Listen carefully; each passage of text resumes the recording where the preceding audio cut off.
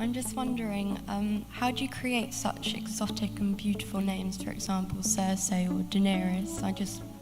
It intrigues me to know how you create these names. Names are hard.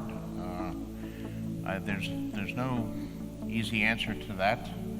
I have a library and have for years of what to name your baby books. Even though I've never had a baby. And now all names are in them. And I'm always, picking up new what to name your baby books in, what to name your baby books in other countries and all that, and you find cool sounding names. I do know what's been useless to me is, I thought it would be a cool tool at first, but it's the online fantasy name generator thing. And I've tried those a few times. We'll generate, just hit this button, we'll generate 50 fantasy names, and they all turn out to be Grizzknuckle.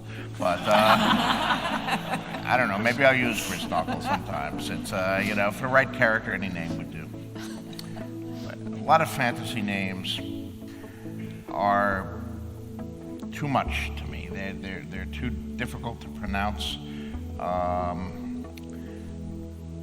I wanted the flavor of medieval England. So that was my goal. So I took some actual medieval names, some actual names that we still use today, like Robert. And in some cases I tweaked them a little, like I made Edward into Eddard. If you actually look at the medieval history, people didn't know how to spell their own names. There were a million variants. There are like 6 known Shakespeare signatures, and no 2 of them are spelled the same.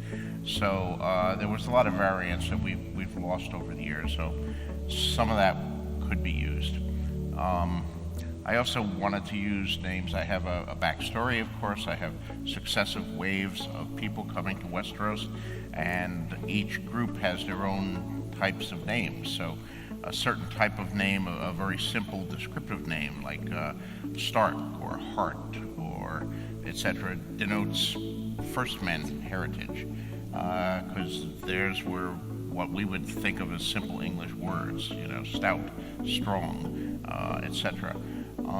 Then I wanted the Andal names to be slightly more elaborate than that, and of course the Targaryen, the Valyrian names, I wanted a sense of exoticism about that, so they have a lot of Ys and a lot of the AE constructions and so forth. And I also broke naming violations. Conventional wisdom is when you're a writer, they'll tell you as a young writer coming out, never give 2 characters in a story a name beginning with the same letter, because the readers will get confused. And I knew right at the beginning that I was going to have more than 26 characters, so I was in trouble there. I was going to have to violate that one right at the beginning. But then I also studied again history, and English history is like all Henrys and Edwards.